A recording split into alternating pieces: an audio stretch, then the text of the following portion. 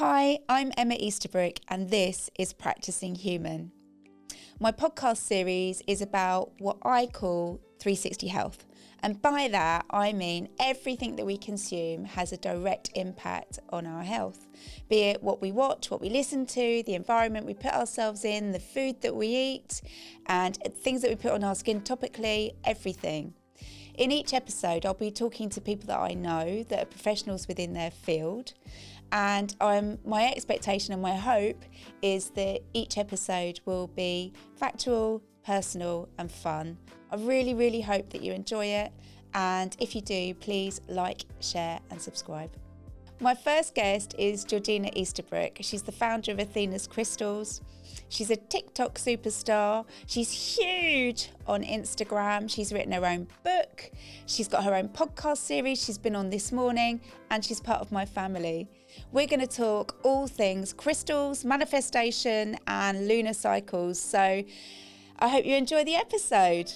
Thanks for coming, Georgie. Thank you for having me. I'm excited to do this. And we're really lucky actually because I had to get you now because otherwise next week you're not going to be living in the UK, are you? No, I won't be just around in the living room to do this. So no, it's all very full systems ahead this week. But no, it's nice to have a bit of a break from packing up boxes. So I'm very lucky that I've had this opportunity to have you here. There's a few things I want to talk to you about. As you know, with the podcast series that I want to do, it's to do with 360 health and what that means to me. So it's everything we consume, be it spiritually, be it physically, any way that you can consume something, what you see, what you hear and all that sort of thing. So I was really interested to get you on because obviously you do manifesting, you do the lunar cycles, and crystal healing and things like that, and like crystal jewellery that can help people on their daily. But what would you say, because I know that a lot of people think, oh, it's a bit woo-woo, but what would you say to a skeptic, for instance, about firstly about the lunar cycle? Well, moon cycles specifically obviously hold significance with the fact that our bodies are 60% water. But I mean, in the more woo-woo answer, it goes back so many centuries of tribes and stuff that, moon worshipping has always been a thing. A woman's menstrual cycle and how that relates the same 28-day cycle to the 28-day cycle of the moon. The moon symbolises a lot of very feminine energy. So I wouldn't say it's so much of a coincidence that we have the exact same luteal and ovulation phases as the moon goes through the exact same phases with us.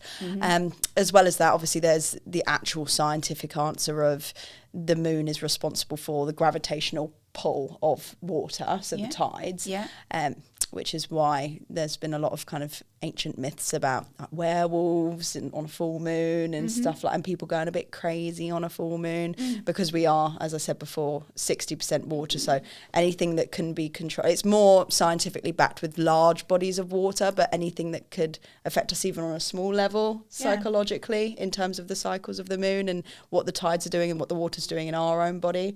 That's so, and I think to the skeptics as well, just because for everything you've said, not just the lunar cycles, but the crystals, the astrology, everything, how much we are in tune with nature in general, like how we need oxygen to breathe, water to live, the trees and, even how much cannabis that's grown on a plant has an effect on you. I think it would be wild and absurd to assume that rocks and the moon and stuff like that doesn't have an effect on you. I totally agree with you because I didn't know up until a few years ago, I'm 51, that the tidal systems were to do with the moon and the moon cycles. And I find that fascinating because my friend was showing me that got the place down in Exmouth, that they had an app showing the tidal systems so they could see when the water was in and out, when they could go cockling or not.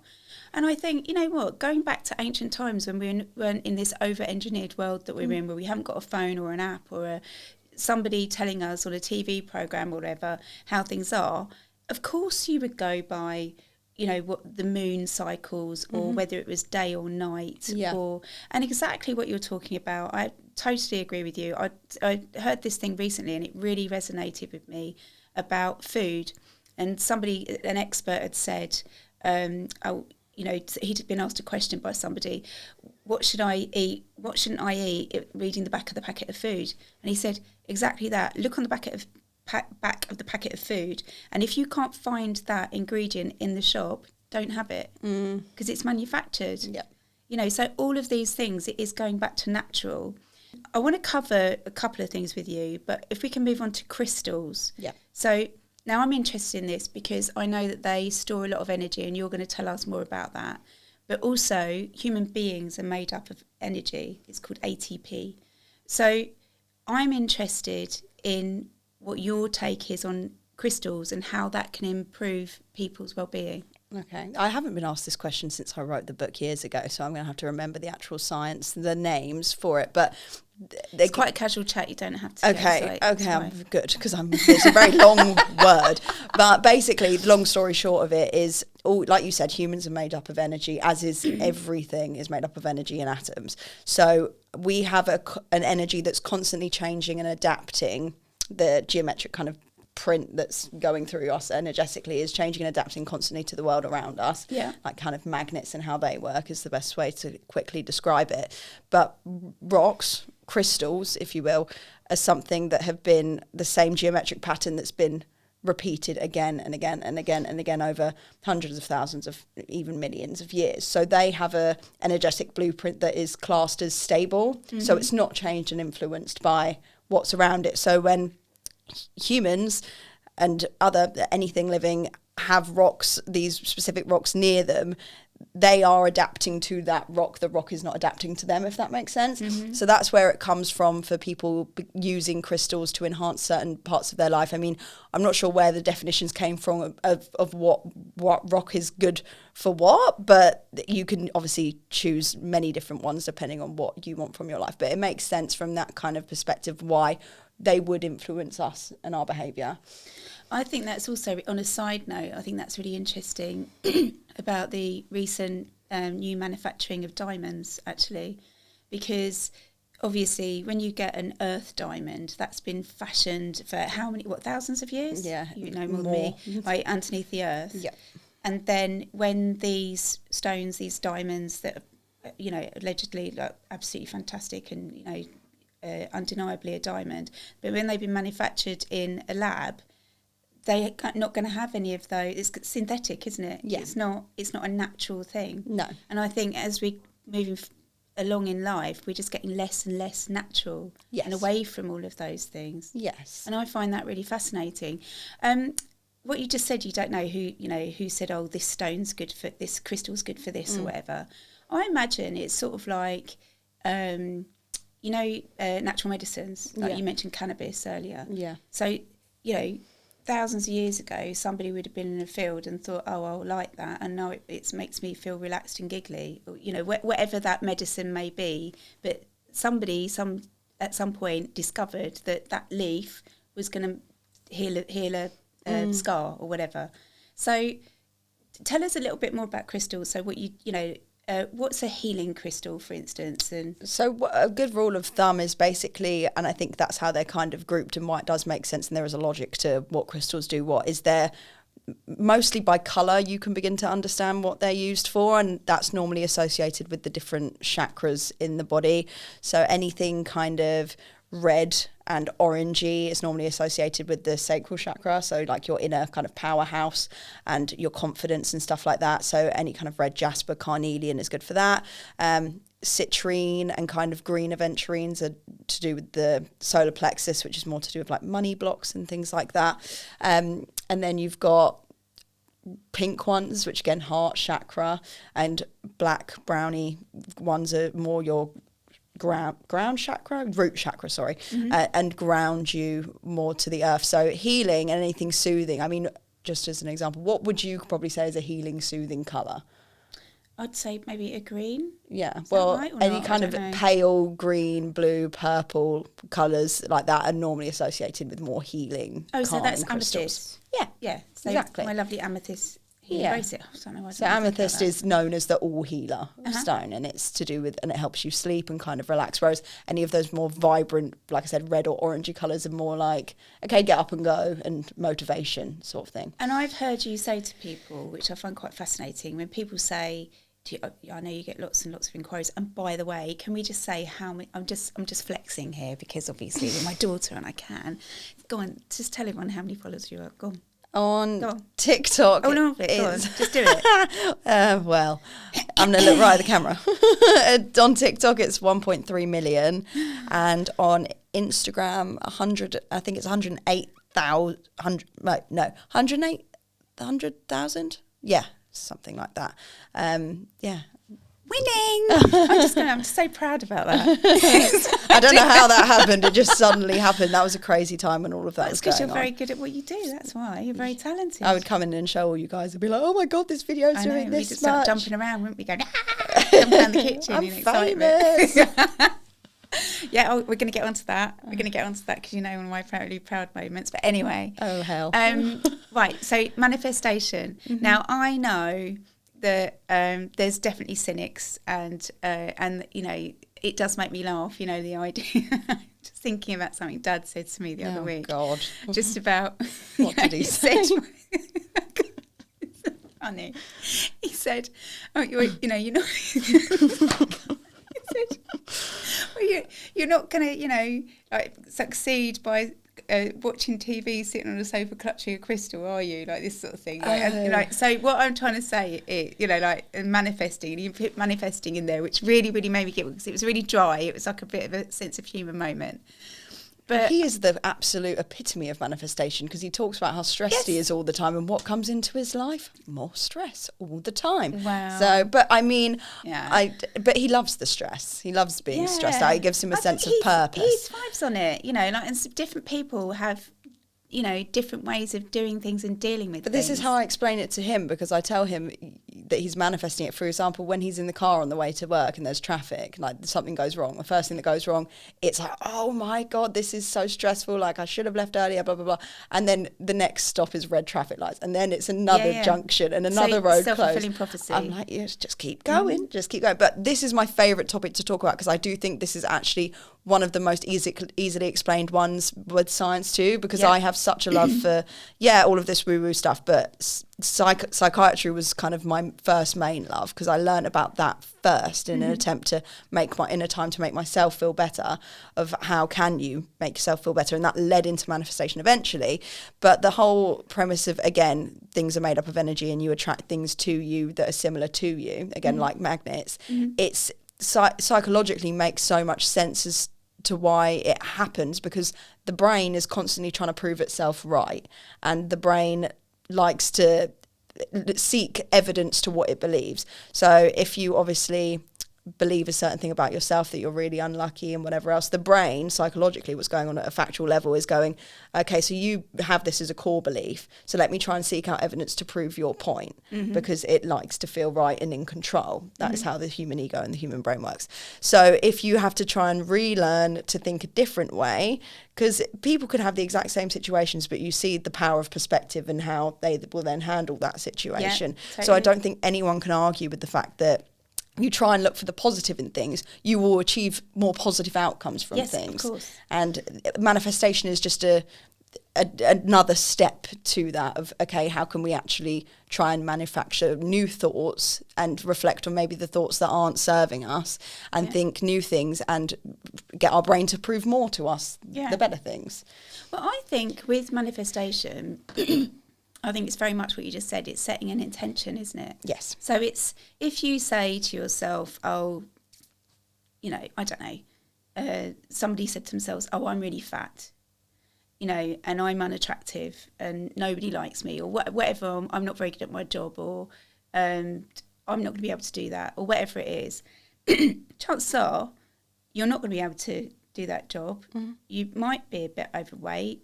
You might feel really unlucky, those sort of things. But if you set yourself up positively, being realistic as well, and not sort of like, like you're not going to get it just from clutching a crystal and like saying these things. Like, but the more you tell yourself that, the more you find a way of making it happen. Yes. I thought it was really interesting. Once again, I can't remember the guy's name, but I saw it on Instagram, and it was from like the 50s or the 60s, and he said, on a piece of paper, write out 10 things that you want to happen. And then he said, right, look at the piece of paper. Which do you really want to happen? And then get another piece of paper and write down how you're going to make it happen. And that is what manifestation is. It's intention, isn't it? Yeah, the way I got Sam, my boyfriend, to really believe in it is because, like Dad said in the wise words of Grant Easterbrook, it's not about clutching your crystals and watching TV. It's all about inspired action. And I think that's a thing that a lot of people that preach about manifestation leave out, is that, for example, using your example about, you know, if someone was constantly telling themselves, I'm so fat, I'm so overweight, blah, blah, blah. What makes that happen then, if you start telling yourself, what I always tell my students, sorry, I know I'm jumping around a lot here, on my coaching kind of calls who want to manifest something, is if they feel like they're trying to manifest something, say, for example, losing weight, but it feels so weird to just even try and reprogram your brain using affirmations by saying, I am skinny, I am skinny. That's probably because they feel like they don't deserve to be skinny and it's not possible for them. So I always say, try the affirmation, I deserve to be skinny, because that's where it starts, is believing you deserve to have the thing that you want. Not just that you can achieve it, that you deserve to have it. And then what seems to happen after that, just using this as an example, when you're saying, I deserve to be skinny, or I'm going to be skinny, whatever it is, you will then, your brain psychologically is trying to prove that right. So you will start taking more notice on your phone of new recipe videos that pop up, of in the street, of a new Pilates class that's being advertised to you. Things that if you were walking around going, I'm so fat, you wouldn't even look twice at. And then what the next step is that inspired action. What are you going to do with that? You can go the long way. And like, for example, with the analogy of putting petrol into a car, you could take the really scenic route and get there with positive thinking a lot. You can, but it will take a hell of a lot longer. Inspired action is like putting a turbo booster on the back of your car. And okay, well, I'm going to try that recipe. I'm going to try that Pilates class and do that. But you've got to open your eyes to what, in manifestation terms, the universe is then putting in front of you after you set the intention that, one, you want this thing, and two, you deserve to have it. Yeah. What led you to all of this? I know the answer, but I want people to know. I was just in a really weird phase of my life. It was lockdown, as we all know. I don't think I ever challenged the way that I thought or anything like that. And I think things kind of need to fall apart to a certain extent to... I came from it from the mindset of, which I try and implement into everything now, of, well, I've got nothing to lose. So you could look at that and say, so this needs to work out and this needs to be really good. Or you can look at it from the mindset of, I may as well give it a go because it doesn't matter either way, which is kind of how I approach everything now. But I was made redundant in my job in lockdown, like a lot of people. I was obviously still living at home. I went through a breakup, and I was put on antidepressants at the time, and they completely screwed with my head. And I just remember feeling just like there must be some more answers to how I can fix how I'm feeling and how I can help myself with this. So that's when I got into the research part of it, and that's when I fell in love with psychology. And then I stumbled into learning about manifestation, and I've always been kind of into the crystals and the astrology and the witchy woo stuff at a basic level, but it all kind of connected. That's my witchy spells get you to sleep. Oh yeah, exactly. That's what it is now. Yeah, no, you should tell that story. So what was it you used to do when we go to bed? Oh, well, this is manifestation at its finest. It's probably, to be honest, one of the reasons why I became so obsessed. Oh, when they used to go to bed, because I've got 3 girls and a little boy, but we didn't have Teddy at the time, did we? We just had you 3 girls. I used to put them to bed, but in particular, Georgina could not get to sleep. She was just dreadful. And if I remember in particular one little friend that used to have round as well, and she used to love it as well. But I used to go into her room and just sort of like be, ooh, and just like, be doing like, oh, you will go to sleep, and just be very, very silly. So it's just a load of nonsense, really. But I'm joking apart, that's separate from what you're doing, but yeah, that's fun. That's actually the story. That's how it happened, and it just kind of snowballed from there, because I was making TikToks at the time, because the job I was made redundant from was a makeup artist job in a Bobbi Brown's store, and the store had closed down, hence permanently, hence why I got made redundant. So I was just making a load of silly makeup videos, and they would take me all day, and they were getting like 100 views, if that. But that, again, I can look back in hindsight if there's a reason why that happened. And that's why I try and look at everything like that, with the change of mindset of, even if you're in your darkest times, you can all put the pieces together at some point as to why it's happened the way it has. But it gave me an understanding of TikTok. And then I, just on my own side mission, found out all this information, wanted to start a crystal business to help other people learn about what I'd learned about.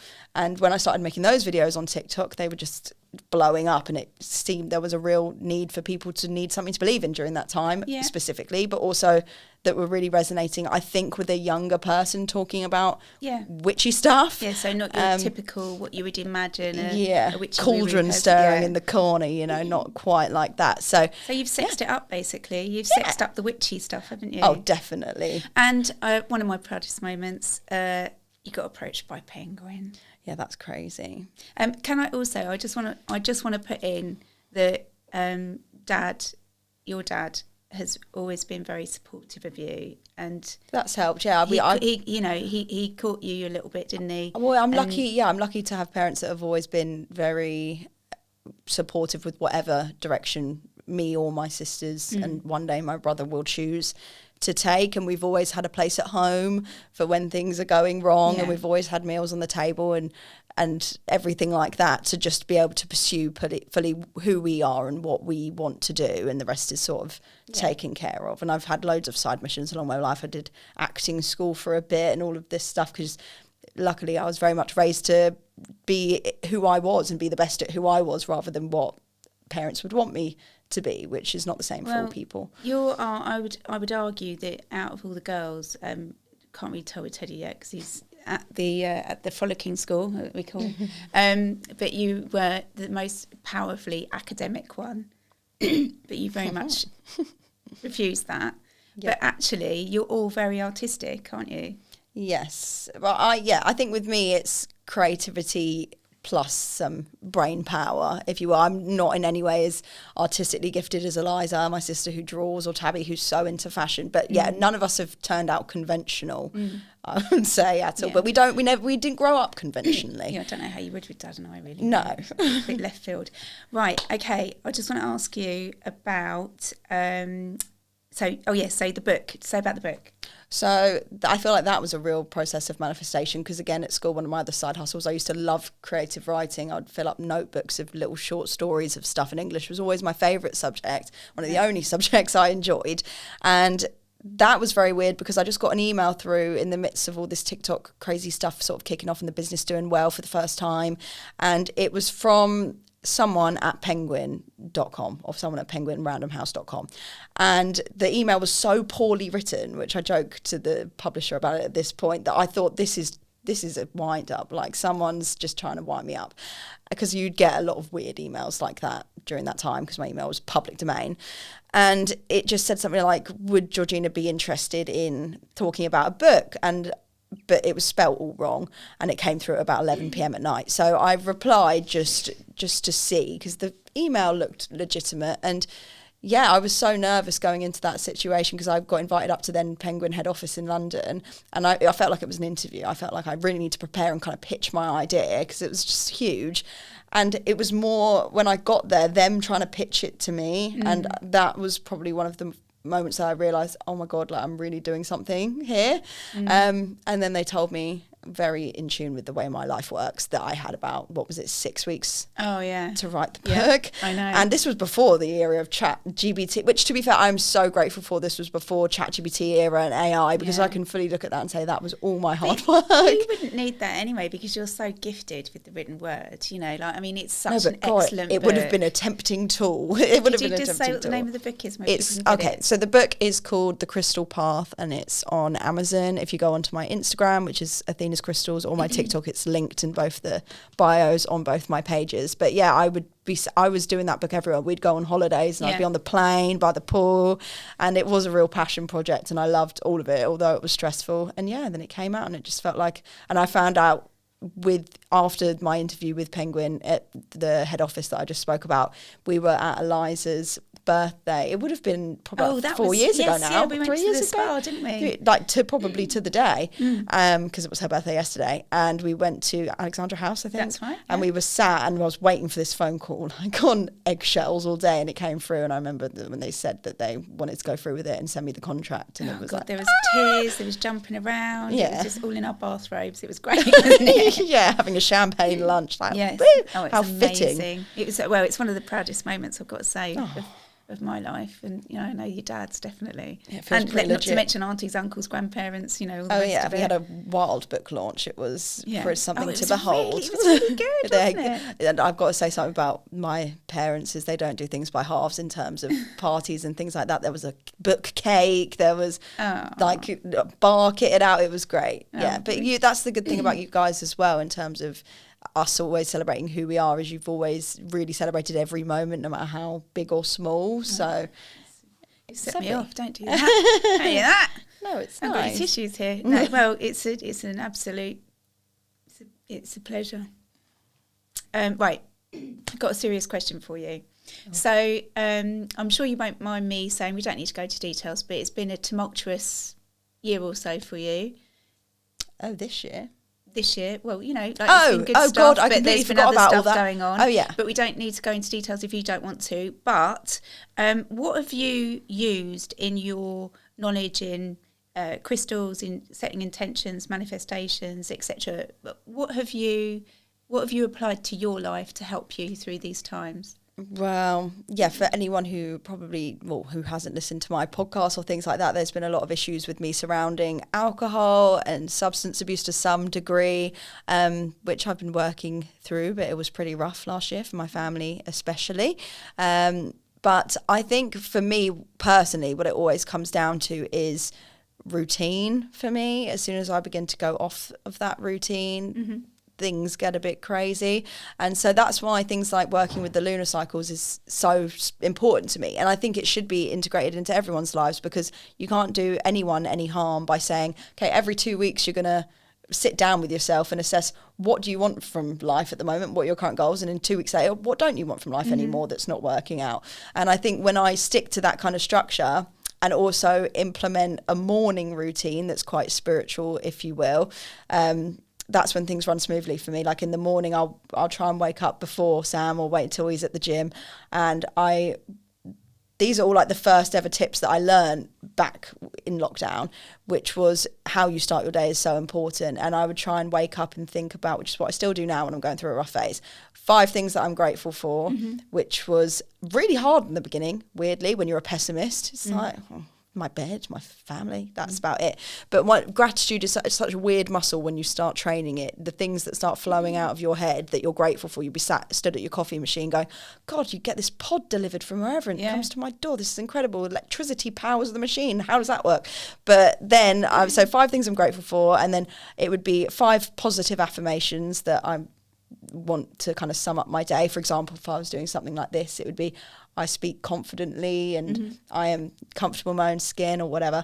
And then it would be 5, this is like my 5-5-5 method, and then 5 things I want to get done that day. And then at the end of the day, so it's all very routine based, it's 5 things that made me smile today, 5 reasons I'm proud of myself today, and 5 things that I could do better tomorrow. Yeah. So when I'm getting into a bad headspace or when I'm going through stuff, that routine, so full moon, new moon, assessing where I'm at, and every single day that morning routine and night routine is what keeps me on track, because you won't do better in your own life until you're not doing it for other people. You're holding yourself accountable and you're being honest with yourself, because I think it got to a phase where I was doing everything to try and keep up appearances like I was okay and making out to everyone else I was fine, and if everyone else was proud of me and thought I was okay, then it was okay. But it wasn't until I worked on that stuff within myself and got myself into a happier place that I didn't need those crutches to lean on anymore. I think it's getting to a place where you're honest with yourself, isn't it? I've got this little thing that I say in my head all the time: everything is as it should be.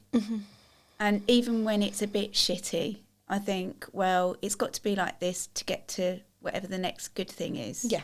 And that's the way I think about stuff. And it's funny you should say about your 5-5-5. I recently listened to a podcast with Davina McCall, which was excellent. All of her ones are brilliant. But with Robin Sharma, who did the 5 a.m. Club. Yes. And he does this thing, which I've started to do off the back of listening to this podcast. And it's 5 things. So each day in the morning, you do, you write down 5 answers, 5 questions. What am I grateful for? Where am I winning? What am I going to let go of? Which is really important. Yep. And what does my ideal day look like? And what do I want to say at the end? And I think he means by that what you can say at the end of your life, but I do it by what am I going to say at the end of my day? And I think that that's a really powerful tool, because you don't feel like you're shooting from the hip and behind yourself all the time. You're sort of like, you feel like you're... It's all intention setting. It's all manifestation. This is what that morning routine, as much as mundane as that sounds, they're the most powerful tools above anything. And I say this to everyone with crystals as well, that it's only going to be as powerful as your mindset. Like, your mindset is your most powerful tool that you can have. And another thing I like to do every day with the crystals is I pick up a crystal that aligns with what I'm doing that day, and I want to set an intention for that. Like, for example, today it was Carnelian, because I wanted to appear confident on this podcast and get stuff done. And as long as you are setting intentions with yourself, that is a huge step. Most people literally run through life on autopilot, and that's when things can appear to start happening to you. And you're like, oh, this just always happens to me, and blah, blah, blah. You need to be able to take some control back over your situation of your life. And that starts with intention setting, simply. And it's like, we're trying to just lead a calm... surely most people want peace in their life, don't they? Your goals don't have to be like, oh, I'm going to climb a mountain today and I'm going to do this, like boss girl era, which I think is quite damaging to a lot of people. It doesn't have to be this big hustle culture. It's just, I'm going to get through the day and not flip out. It's do you know what? It's funny. It's there's a quote that I don't know where I found it, but I put it up often on my Instagram. Well, not often, but every now and then. And it says, don't be pretty like her, be pretty like you. But not just necessarily on looks, but I think on everything. And I've always said to all you kids and other people that I know that, there's always going to be someone that's got more money than you or less money than you, is thinner than you, fatter than you, got more money than you, less money than you. And so you can't... You just got to be happy. You've got to just find a way of finding peace with who you are, haven't you? Well, comparison is the absolute thief of joy, and that's why in a lot of situations where people are getting flack from other people, is clearly just a projection of whatever they're feeling or going through. But another good quote that I heard the other day was, and just coming back to your question of how I kind of got through stuff from the last year, which you'll like this one. It was, anger is just sad's bodyguard. Yes. And I was, because a lot of the behaviour I was exhibiting when I was drinking a lot was angry. And when I learned that anger is obviously just a byproduct of being sad about something, trying to pick away and unravel where that's coming from. And I think that's a really good thing, to be patient with other people as well. When they lash out, and you realise there is really just an emotion behind that you need to explore. So I'd encourage anyone, if something is making them angry, to explore what sad part behind them is actually the part that needs addressing. That's really good. What's that, bodyguard, did you say? Anger is just sad's bodyguard. God, I love that. That's really cool. I thought you would like that one. But it's so true, isn't it? Yep. Because quite often you get anger before tears, don't you? Yeah, you say that one too. And then you say it, and I'm like, oh, and then I'll start crying. And go, no. But it's true. We all just go like that, and then we just like fall down. But every one of those emotions is valid. So if somebody feels angry or sad or happy or excited or whatever, that's all valid, I think, in my experience. And I think you just got to experience and feel those things. It's the feeling part. What I was doing was a way to try and escape feeling that stuff. So unfortunately, well, not unfortunately, but when I pulled all of those kind of coping mechanisms away, I was left to deal with why I was actually what I was trying to cope with, which I didn't even realise at the time. So, and then obviously anyone else going through that, I had an actual professional help me, and still do. Lovely Maria, she was on my podcast. So professional help is always good. Someone that understands what you're going through and can advise. And somebody that isn't, not just crystals, isn't on anyone's side, or doesn't isn't directly part of that situation. So it's fresh and looking at bird's eye view. And I think that's only really, really a beneficial thing to do. I've got another client coming on, another person coming on to this podcast who is going to talk about EMDR and counselling, which I think is really interesting. EMDR is what I've been having, and it's great. So I think it's really exciting. So how would you suggest that people protect themselves from this very overstimulated and chaotic world that we live in? Okay, well, I've got another quote, which is feed your brain good stuff. And I think that's so important. Like you said, really this is like the essence of your whole podcast, I suppose, but listening to things like this and being so aware of what you are consuming in a world like this that is literally set up to distract you constantly and stress you out. Like your phone is literally, Apple are coming up with new ideas every day of how distracting a phone can be and how many notifications it can send off, and this endless scroll that they've introduced to just keep you hooked to it like an addiction, and just how fast paced everything is now. So use it almost, I say to everyone on my courses, use it as a tool rather than a hindrance to your life. Really go through the people that you follow and interact with and think, am I comparing myself to this person in a positive way? Or do I look for them for inspiration, or do they just make me feel shit about myself? Following positive pages, listening to positive podcasts, music that makes you happy, consuming the right things for your health. That is one of the main things. Protecting your energy in terms of a spiritual level. Any kind of grounding crystal like black tourmaline or any of those darker colours I was talking about is really, really good. But yeah. I think that touching on what you just said there, and I think about this quite a lot, I think a lot of people are really lonely now. Yeah. Because most people have got a phone, apart from my mum. Does she really not? She's not got a phone. Well, she's got a phone that she doesn't charge up, and it's a flip thing that she sticks in her bag. Anyway. Useless. Yeah. We won't go there. No, but actually, I've got, on the side note, my mum is it shows the most gratitude. That's what I mean. Anyone is she that happy? I know, she's really happy. She's, I mean, hats off to my mum, and I often use my mum as an example of that. She's just this really, she's so appreciative and grateful. She was doing a little dance in the restaurant the other day. Her life. She's happy. She's in her own world. Yeah, exactly. I love it. I think that, we've all got access to everything on this phone in front of us. And actually, I think it makes people really insular, because I think they use that as a companion. Yeah. Rather than talking to people. Grant and I have been watching Race Across the World. As you know, I flipping love that programme so much, right? And what they're given is this budget, and they've got to travel from this place to this place with different checkpoints. And they're given the cost the money that it would cost to do the flight. And they haven't got a phone, they've just got a map on them. And they can't fly, for reference. They've got to. And they've got to go on a bus or a train or walk or whatever it is, or boat. And it's really interesting because there was a young couple on it this last series, and they were 18, and they were really shy, and they actually had to go and talk to people and ask people. And that, I think, is it's dying, that communication, isn't it? Well, yeah, Sam made a good point talking to each other. He finds it bizarre now how it makes him sound really old, so sorry, Sam. But he was like, God, I remember the days where you used to, as a young lad, go and knock on your friend's front door, and you'd have to speak to the parents and go, oh, can so-and-so come out and play today? Yeah. Whereas now it's just like, I'm outside. Yeah, exactly. And it's a dying art, if you will. I feel for you, because to try and pry even Teddy away from that stuff must be challenging as a parent, to think about how you're going to combat that. It's difficult. You can't. You're up against it. If you're not into football, if you're not into sports, if you're, it's a gift, to be able to. Saying that, we went to the open gardens, and he was chatting to all the old people in the old people's home. It was just so sweet. That is sweet. So gorgeous. Well, like I said, you can use it as a hindrance or a tool. Yeah.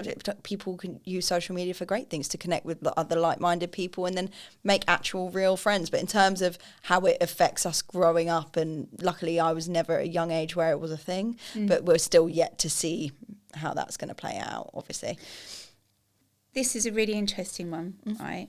So, because this is where we're in the same environment. So, you have all your people that are on your classes with you, your master classes and things. And I know that they, if you've got a WhatsApp group or something, or you speak to them individually, don't you? When you it's different. So the courses is individual, and then the master classes is just a masterclass video that I put out, and anyone can have access to it. And of course, in my clinic, I have clients coming in, all that sort of thing, which I absolutely love. But how do you keep yourself grounded? And because I know my answer to this, right? So how do you keep yourself and not give all of yourself away to those people when they need you? Boundaries. Yes. It's 100%. Boundaries. Yeah, that's because I used to really struggle with that, especially when my business first started doing well.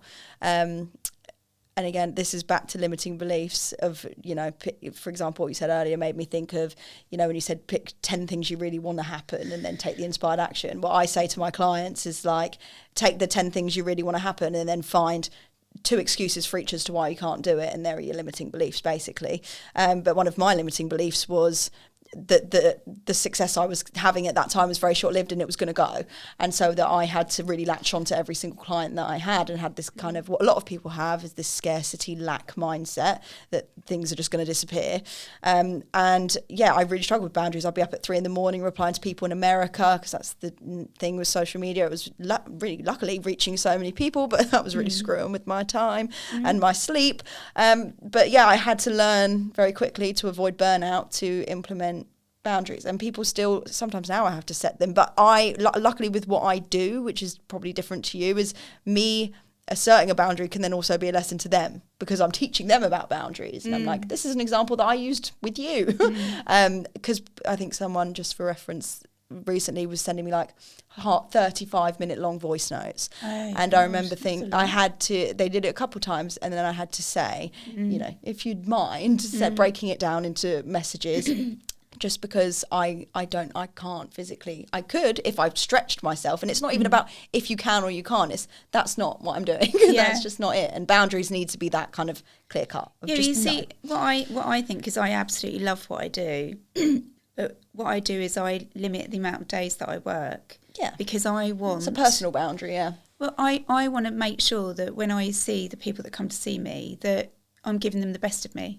Yeah. Because otherwise, if you're just stretching yourself too thin, you're not going to do anything very well. And so, as you know, I've got a full life in lots of other ways as well, and I want to appreciate and enjoy that as well. Yeah, my personal space in my life, we're quite different in the fact that I'd say I'm more introverted and you're more extroverted. So what gives us both energy is different, but my alone time, for example, is so sacred. I love my time with the family and with my friends and stuff like that, but that has to be structured in a certain way that I'm like geared up for it. Yeah. And my alone time, where I watch whatever program I want and I eat whatever dinner I want and I put my candles on, which Sam can never understand, because I make it, everything's very ritualistic for me. I can't sit down and eat my food unless the mood is set. So but that's like my version, because it would look different to everyone, of self-love. This is my time and that's what I enjoy doing. So I don't ever nowadays sacrifice that for anything. And I try to, what is really important and so simple that I tell Sam off for every day, is if the first thing you're doing is opening your eyes and looking at your phone, you are overwhelming your brain with so much information first thing in the morning, and it sends your brain into stress mode and survival mode instantly. So I'd recommend to absolutely anyone listening to this that struggles with being distracted and being overwhelmed all the time, to just give yourself 10 minutes in the morning before looking at your phone. Well, that's interesting, because I was listening to a Gary Brecker thing. Have you ever heard of Gary Brecker? No. He's a massive influencer, biohacker. He's got a huge company. It's really, really interesting. And he was talking about red light and blue light. Yes. Weirdly, I was talking to one of the mums at school about it in the playground this morning. So red light, I know from doing skin, it's really good for collagen production. But red light is really good for you for focus and all that sort of thing. Blue light is, you should never have blue light at night time, because it overstimulates you. And of course, what's blue light? The phone, isn't it? Right, so talk to us about Dubai. How did that come about, and how's that going to change your business? Well, yeah. See, I think you can, from personal experience, know how much I've changed, in the sense of I used to hate change, and I could never. Yeah, you were terrible. Because we did move a lot when you were a kid. Because we'd do up a house, sell it, move to a new one, do that up. So you used to hate moving. That was your big thing. But it was like, nope, you're doing it. Come on. Yeah. So it changed. Well, I think I've just a lot more adopted the mindset recently of just everything, because I've seen firsthand now of when things can go wrong and get better. It's like, even if something, I have full faith in myself that if something doesn't work out, I'll be okay anyway. Everything is as it should be. Exactly. So then you're not so scared of doing things, because you're like, you know what, if it goes wrong, I don't fucking care. I'll pick myself up and it'll be a great experience and it'll be fine. But we just went there on a few holidays. You kindly took Sam and I last year, and that was the first time we went. It was Valentine's Day. Oh, yes. Last year.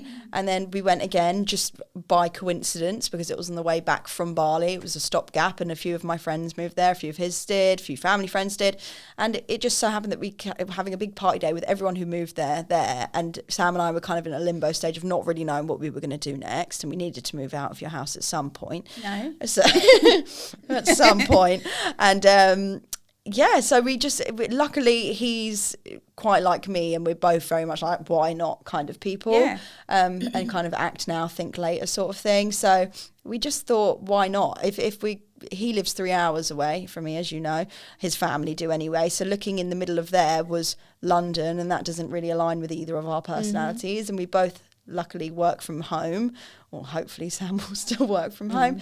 But yeah, so it was kind of like, we can go anywhere and we're not tied down. Not that you would not be able to move if you had kids, but we're in a stage of our life where we don't have that responsibility, or a mortgage. So we just thought, why not? Yeah. I think it's really exciting. Yeah. And just energy-wise out there, like everything we're talking about manifestation-wise, when you're your environment is so important, and when you're surrounded by people that all seem to be doing well, or you see wealth everywhere around you, because we're going there really to try and set ourselves up for life. And when you are surrounded by all these amazing cars and all these amazing buildings, it helps you escape what I was saying earlier, that lack mindset of that everything's running out and there's not enough money and there's not enough things, because you're like, it's everywhere. Like, I can see it, so I can do it. And your brain will try and prove yourself right, and you'll do it. Yeah, I always think about Dubai. The way I'm trying to explain it to my mum, for instance, right? So my mum and dad moved to Crawley when I was... My mum was pregnant with me. My dad was building the flyover because he worked for a company, and Crawley was a new town at the time, 51 years ago. And I always say to my mum, because I was saying, oh, they're wondering, they've gone to Dubai and they're going to stay in different Airbnbs and see which area they want to live in. And I said, imagine it was like Crawley and that was a new town and you had different areas like Gossip's Green, Ifield, Pound Hill, Broadfield, whatever. And I said, that's what they're doing. Identical. They're staying in all the different things. But do you know what I mean? Like, because Crawley started out as a new town. Dubai is starting out like, on steroids as a new town, isn't it? Because it's got everything, hasn't it, for you that you guys want? Yeah, it is. Yeah, it's unique in that sense of all the individual places are very different to each other. So yeah, it's hard. You're moving into what looks like the High School Musical golf club set. They're like bet on it scene and like fabulous. That was the first thing I said to Sam, and I was like, sold. This is the place. It was like the only place in Dubai with grass, and I went, that will do, because we've taken the dog. So yeah, I'm very excited. We're not moving I think that makes the move feel a lot easier, because we're not cramming into some 1-bedroom flat in the middle of the town that we hate. Luckily, we have been able to do it semi-nicely. So it's all exciting. It is very, very exciting. I'm going to wrap it up, but I'm going to say thank you very, very much. I really, really appreciate you being my first guest. I'm honoured to be the first guest, and what I think will be a great series. Yeah, but so do I. Because I'm setting my intention. It will be. Yeah. No, I'm just, what? Everything it says it should be. And for me, I want to do this, and if two people enjoy it and they get something from it, and they feel like they've gained a bit of knowledge, fantastic. You're a very natural host. I'm very happy. It's the right Thank calling you, darling. for you. Thank you. Now I'm going to do, so you're the first one to do it, although this isn't your first time doing this, and I've given you prior warning of it. Each guest, I'm going to do a little game that I used to play with you kids when I used to pick you up from school. And any mums out there will know, you pick up your kid from school and you say, what did you do today? And they say, don't know, can't remember.